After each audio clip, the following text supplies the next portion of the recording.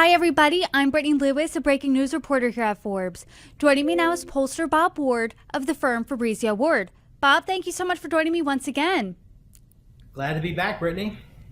You have a new poll hot off the press. The AARP has a poll out of Michigan showing some tight races. Former President Donald Trump, though, is beating Vice President Kamala Harris by 2 points in the general. What are some of your takeaways here? Yeah, so Michigan definitely is a battleground state. I mean, I think if you went back a month ago when the race was, still Trump versus Biden, there were a lot of polls in early to mid-July that had this race, 3, 4, up to 7 points in Trump's favor. Our survey, which is from last week, really shows that this is a battleground state. As you mentioned, Trump is ahead by a couple points. 45 to 43 in the multi-candidate field. 8% of the voters are choosing a third-party candidate, most of which would be Robert Kennedy. When we look at this race on a head-to-head basis, though, it's tied. It's 48-48. We know that third-party candidates are poll better than they perform. And we also know that younger voters are the ones who are more likely to choose those third-party candidates. We also know that younger voters are a bit less motivated to vote. And so this race is probably pretty tight. I know other polls have Harris ahead a little bit, but this is a toss-up. And it's going to be a very exciting road in Michigan from here to Election Day. This is definitely a toss-up according to these numbers. But as you said at the beginning of the conversation, it wasn't so. Maybe a month ago, Donald Trump really had pulled ahead from President Biden. So obviously the candidate has changed on the Democratic side in the past month. But whose fault is it, do you think, that Trump is now down, or Trump's lead has shrunk a bit? Is it because of Trump, or is it because voters are more excited about Kamala Harris than they were about Biden? Well, I think Trump's numbers have actually been pretty stable. I don't think his vote has really shifted a lot. And so what we've seen is more of a dynamic on the Democratic side, with Harris becoming the nominee. In this poll, we ask questions about how voters in Michigan view President Biden and how they view Vice President Harris, what kind of job approval they each have. And in both of those cases, Harris is in a much better position than Joe Biden. So the change of the candidate on the Democratic side, again, what was happening and what we saw in a lot of the other battleground states is that younger voters in particular were really down on Joe Biden. And that was hurting the overall performance of Biden in those states. Now Harris is doing a bit better. Younger voters are still a little less motivated, so we're not sure to what degree they're going to turn out in force. But we do know that they are supporting Harris more than they've supported Biden, particularly in June and July. If younger voters are less motivated, how important, when it comes to Michigan, are those older voters, those voters 50 and above? Oh, they're hugely important. I mean, that's who the campaign should be focusing on. First of all, they're a majority of the electorate. 55% of voters who are going to turn out in Michigan are going to be age 50 and older. And so you have to be, and they are reliable. They will show up. So they're big. And you have to be talking about the issues that are important to them. And the economy is still the main issue that's hanging over this election year. Personal economic issues, inflation, people on fixed income, on Social Security, inflation's a big deal. In this survey in Michigan, we look at seniors, those 65 and older, 70% tell us that Social Security makes up a major source of their income. And so that's a big deal. We've heard campaigns talk about Social Security. It was in the debate between Trump and Biden at the end of June. I am sure you're going to hear them talk about it at the debate on September 10th. But it's a big issue. And it is one of those issues where bipartisanship, I mean, it's not one side has an advantage over the other. Republicans want candidates to talk about protecting Social Security as much as Democrats do, and so I think the campaigns that get out there and talk about it are the ones that can really make a difference in winning over that older vote. Can you talk about how gender plays a role here and who people support? Because as we know, now the Democratic nominee is Vice President Kamala Harris. She's a woman. Are more women now interested or leaning toward voting for Kamala Harris? What does that look like? Yeah, there's a very crisp gender gap in Michigan, and that means that women are supporting Kamala Harris by double digits, but on the other side, men are supporting Donald Trump by double digits. So if we look, Harris is ahead by 13 points among women. Trump is ahead by 20 points among men.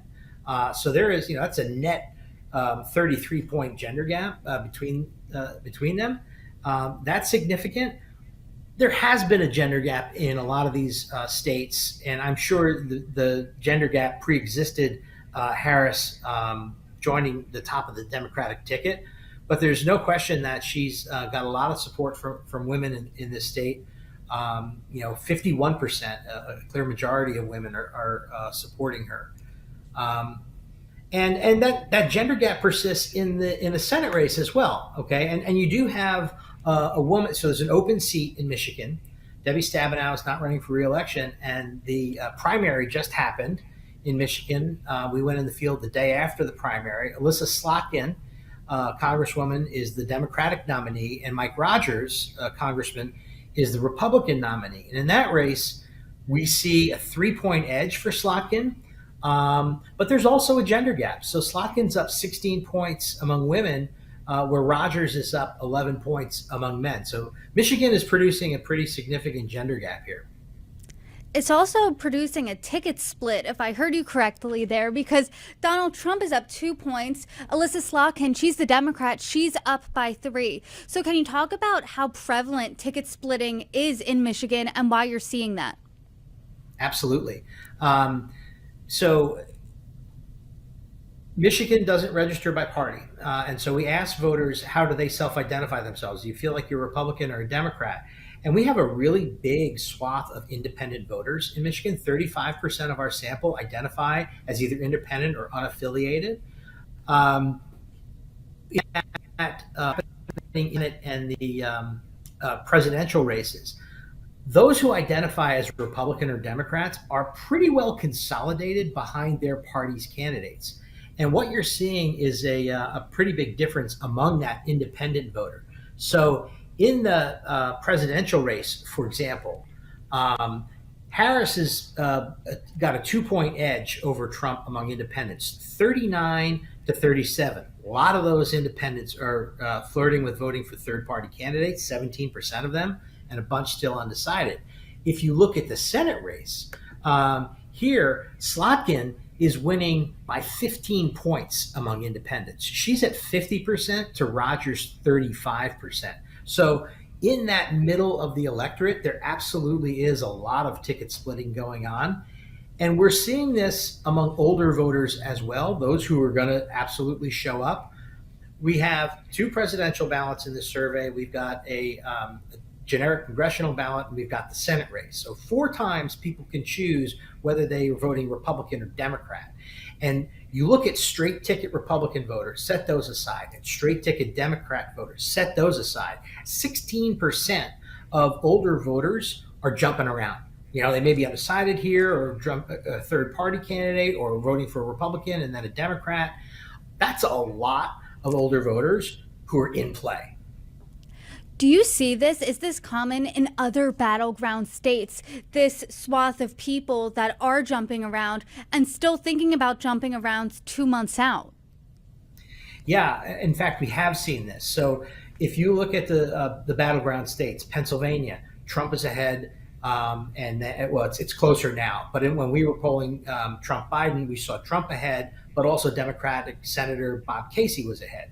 In Arizona, which had been favoring Trump for a while. It's now gotten closer. But Ruben Gallego, the Democrat candidate for Senate, was ahead. In Nevada, same thing. Trump was ahead. Jackie Rosen, the Democratic senator, was ahead. Wisconsin, Tammy Baldwin, the Democratic senator, was ahead while Trump was ahead. So there actually is quite a bit of ticket splitting going on in Battleground, which I think makes it fascinating. Now that the race is tightening, I think that has closed up a bit. I think a lot of this was due to Biden's poor numbers, which was driving a lot of that ticket splitting.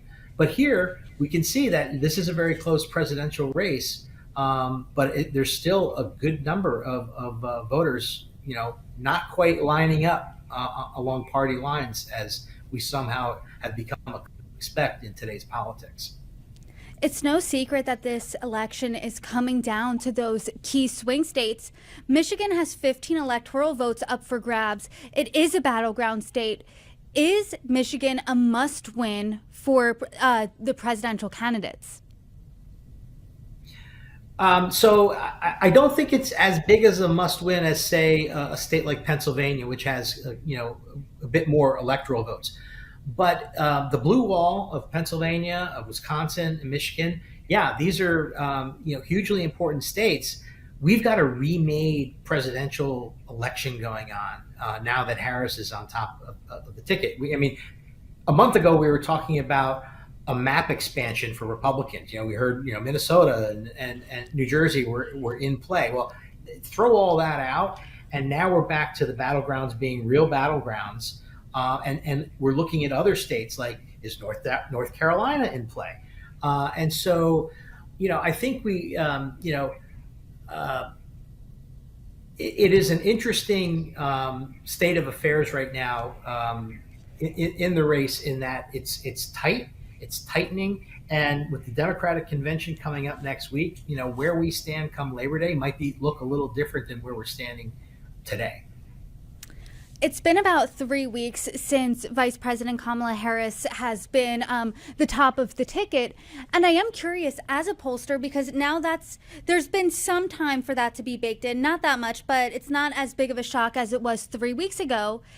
Have you had to throw out everything you knew about this election up until that point?